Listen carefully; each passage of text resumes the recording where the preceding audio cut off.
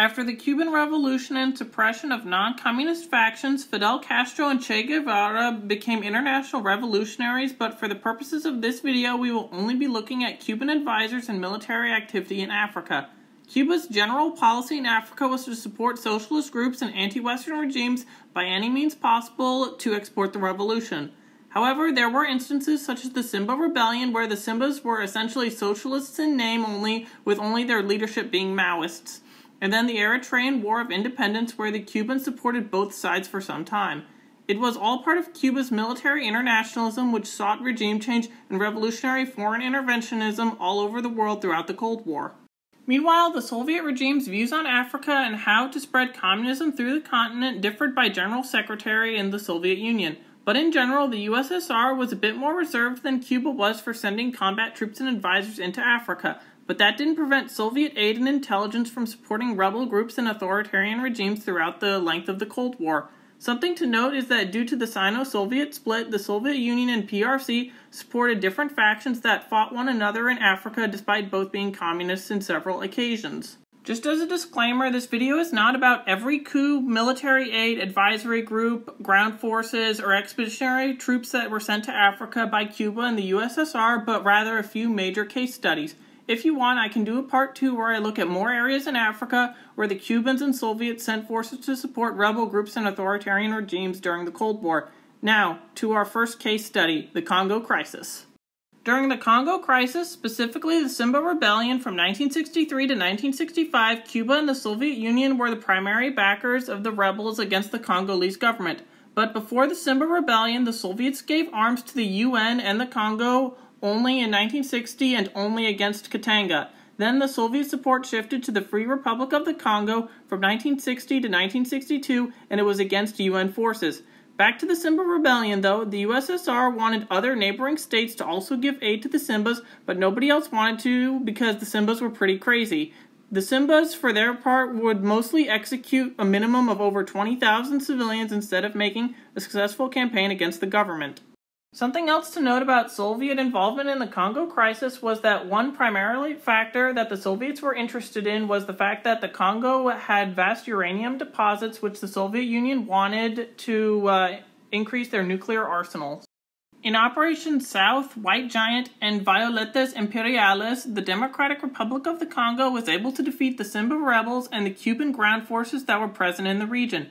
The Cubans had tried to train the Simbas, but Simba leadership was mostly Maoist and disagreed with the Cubans and Soviets on an ideological level, which severely impacted their training. Cuban forces, led by Che Guevara, were surprised at the low number of Simbas that were willing to fight by the time that they had arrived. Additionally, there was a language barrier which also made training harder when combined with the fact that the Simba leadership didn't want to give the Cubans any tasks.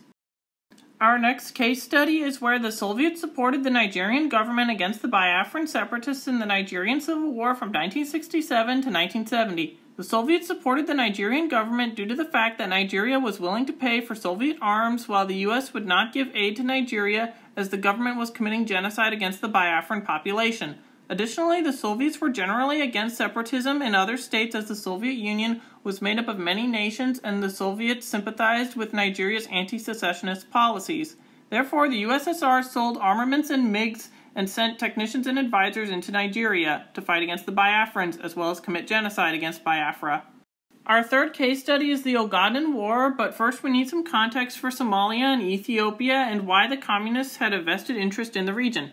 The 1969 Somali coup brought in a socialist regime in Somalia. Although the extent of KGB involvement in the coup remains unknown, what is known is that the KGB station in Mogadishu was notified about the coup, and many involved in the coup were KGB informants. This new Somali regime sought to annex the Ogaden region of Ethiopia.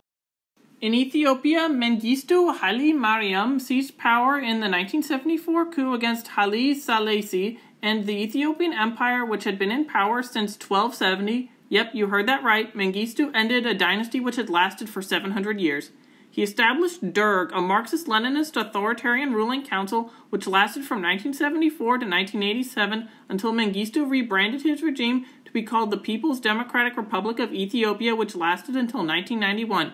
Anyway, Mengistu's regime witnessed a civil war, war against Eritrea, and the Ogaden War, as well as other conflicts. and with all of this instability came the Soviets and Cubans to aid Mengistu. Something to note is that when the Cubans and Soviets learned of Somali plans to annex the Ogaden region, Castro flew in March of 1977 to Aden in South Yemen, where he suggested an Ethiopian-Somali-Yemeni Socialist Federation, and Castro's plans didn't get any support from anybody, and 2 months later the Somali forces attacked Ethiopia. Cuba strongly supported Ethiopia, as did the USSR in South Yemen, as they sided with the Ethiopians against the Somalians. The Ogaden War saw 12,000 to 18,000 Cuban soldiers being deployed in combat and 1,500 Soviet advisors also deployed. The Soviets and Cubans cut ties with Somalia and backed Ethiopia as they viewed Mengistu to be more in line with their ideological views, as he was seen as the East African Lenin. Cuban soldiers participated in the joint Cuban-Ethiopian counterattack against the Somalis. During his reign, Mengistu committed the Ethiopian Red Terror, which was modeled after the Soviet Red Terror during the Russian Civil War, and up to 980,000 Ethiopians were killed in less than 2 years. Soviet advisors also supported and promoted Mengistu's agrarian reforms and collectivization policies, which caused the 1983-85 Ethiopian famine and killed up to 1.2 million Ethiopians. The Soviet government advisors wanted to replicate the Soviet farm collectivization that had occurred in the 1930s and felt that the mass death from famine was necessary and a natural stage in the collectivization because that was their blueprint for exporting Soviet land reforms. The fourth and final example in this video is the Angolan Civil War, which lasted from 1975 to 2002. Cuban intervention in the Angolan Civil War lasted from 1975 to 1991, and the first intervention force was codenamed Operation Carlotta, as Cuba sent a total of 337,000 to 380,000 combat troops into Angola. The second intervention force came in the early 1980s as a result of Operation Ascari by the South Africans as part of the border war. The Cubans and Soviets disagreed on strategic elements, as Cuba was very open about their involvement in the war. During the Angolan Civil War, the Soviets contributed a total of 11,000 combat troops over the course of 1975 to 1991. The Soviets had begrudgingly supported the Angolans after the Cubans had already been involved, and the USSR sent forces to show solidarity with Castro and not to alienate their most valuable ally so close to the United States. The Angolan groups which the Soviets supported did not get along well with the USSR, and the Soviets prioritized dropping anti-Maoist leaflets during the war as a result of the Sino-Soviet split and Chinese support for other groups during the war. Did you know about the levels of Cuban and Soviet involvement in Africa during the Cold War in these 4 cases? Would you like a part 2 where I discuss other case studies or go deeper into these 4 conflicts, as this video was very brief and summarized? Let me know in the comments below, and thank you for watching.